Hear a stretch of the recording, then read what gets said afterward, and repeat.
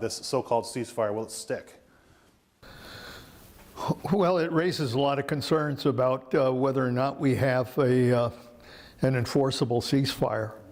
I think the president kind of indicated yesterday that it was all nailed down, but it was pretty clear that Israel and Iran still had problems with it, and I think that's what got him offended this morning, is that both Israel and Iran continue to hit each other.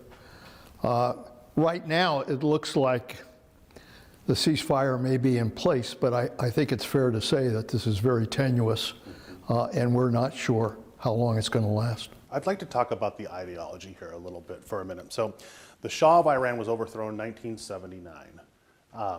And since then, you know, we've seen a lot of conflicts in the Middle East, obviously, but Israel and Iran, back and forth here. What is the ideology between these two countries? Why so much hate between these two countries? And I know that you know, it was Palestine obviously before World War II. Israel came about after that. But give us a little history lesson here on this. Well, that region of the world, the Middle East, has been a cauldron of religious warfare for a hell of a long time. And that continues today. And Israel has always been concerned about the Islamic Republic in Iran, and the fact that not only did they not recognize the state of Israel, but they committed themselves to getting rid of Israel. And so there is a continuing concern that Iran, in developing its military capabilities and in enriching nuclear fuel, and trying to develop its nuclear capability, that ultimately that could be a real threat, not just to Israel, but to the Middle East. So it's that concern, plus a long history of division between the state of Israel and Iran, that has brought us to this moment. President Obama had a deal in place there during his tenure, and it has seemed to be sticking a little bit. That deal went away on President Trump's first term, and then President Biden tried to bring that back, but it didn't seem like there was a lot of oversight there. They were having trouble to really seeing if it was going to stick or not. They couldn't tell really what was going on. That again, President Trump's second term, now that deal is gone. We saw the Operation Hammer, Midnight Hammer there, and now the Supreme Leader coming out saying, that's it, no more deals, we're not doing this anymore.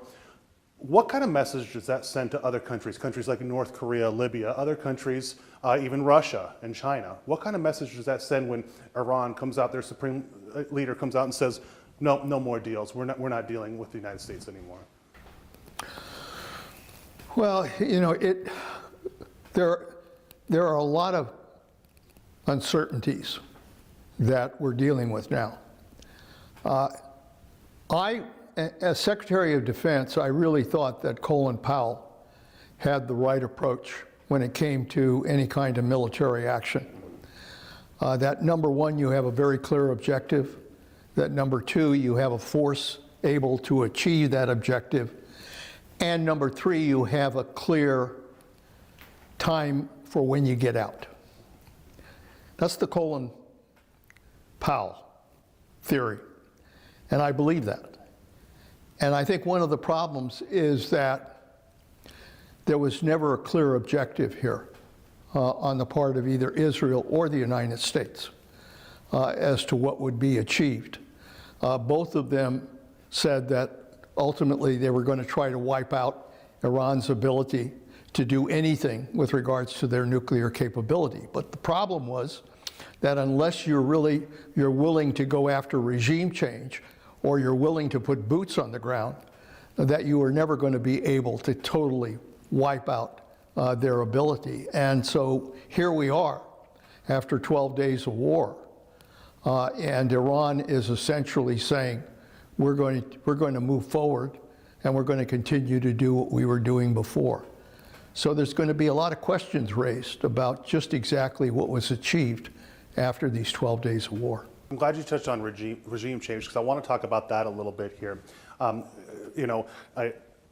People in Israel, United States saying, oh, the people of Iran want a regime change. We don't know that, though, for sure, that they necessarily want a regime change. And now, after the bombings, it could be completely opposite of that, actually. We've seen, okay, Iraq, we had the regime change, right? We've seen several regime changes in the Middle East. And to this date, we still have U.S. troops over there because a lot of cases it doesn't work, or you have civil wars that break out in these countries. How realistic is a regime change right now in Iran? It's not very realistic. That's the problem. We've engaged in nation building in the Middle East for a long time. We fought a long war in Iraq over that issue. We fought a long war over Afghanistan on that issue. And the reality is that if you're really serious about regime change, you've got to go in and basically go after the regime that's there and make sure that they're knocked out of power, period.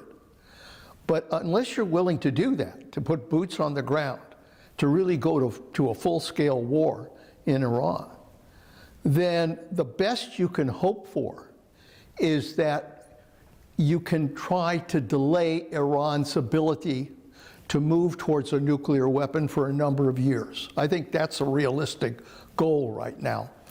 But it's really difficult to kind of say, you're going to be able to totally turn Iran into a peaceful and democratic nation without being willing to go to a full-scale war. And even then, it doesn't work, right? I mean, Vietnam. Yeah, no, I mean, even having a full-scale war, as we did in Vietnam and Iraq, did not ultimately achieve the goal that we were after. So, I think this is really a moment in time when everybody has to kind of pause and really take a look at the situation in the Middle East and determine whether or not there is the ability to try to negotiate some kind of resolution here, working with moderate Arab countries like Saudi Arabia, UAE, and others, and yes, working with Iran. Can you negotiate some kind of effective approach to dealing with the situation there?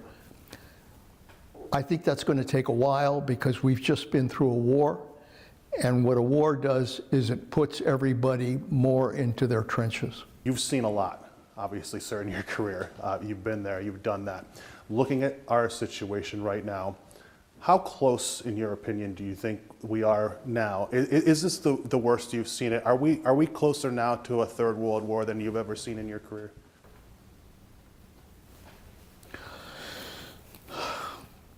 No, it's hard to kind of jump to the conclusion that that the chances for a world war have increased as a result of what's happened over these last 12 days. I think that in some ways, if countries are wise enough to learn the lessons of what we've seen these last few days, they'll understand that going to war doesn't necessarily get you what you want. And that what you really have to do is to try to find ways to be able to negotiate agreements that will give countries economic security, but also give that region security from the threat of war. Unless we bring countries together to do that, what's going to happen is we're going to continue to see what we just saw, which is a cycle of continuing war in the Middle East that essentially gets you nowhere. There was an interesting interview with Ted Cruz and Tucker Carlson not that long ago. I'm sure you saw part of it. And they got into, and many politicians do this, they take money from foreign governments for their campaign. Couple of questions about that for you. A, do you think that's ethical? And B, should there be a law in place saying that no, politicians can't take foreign money for their campaign? I don't think a politician in the United States of America ought to get any money from a foreign nation. Israel or otherwise? Israel or anybody. Because frankly, our founding fathers built this country on the basis that we would not be tied to foreign influence in the United States. And they made that very clear. And I believe that. And I think that we ought to clearly have a law that forbids any politician in this country from getting any money from any kind of foreign country or entity for that matter. The U.S. Targeted this nuclear facility, but Israel, I know that there was a hospital involved in one of these missile attacks. There are people on the ground there who are not going to forget that, and that, you know, those people, there are children there. They're going to grow up remembering that. What are the deleterious effects that can come out of something like that when you have those children, those men and women who are constantly taking a barrage of missiles? How can that impact the world, and what are the dangers there? That's we don't give enough thought to. We get wrapped up in the military tactics. We get wrapped up in the military attacks. But too often we forget the victims of war and the people and the families and the children that are affected by the bombs, by the missiles, by the attacks that take place. These kids are going to be scarred for a long time. They're going to remember what they've been through. And I think just as our troops are scarred when they go into battle, imagine how that impacts on a family that is not trained, that is not military, but is just trying to live their life.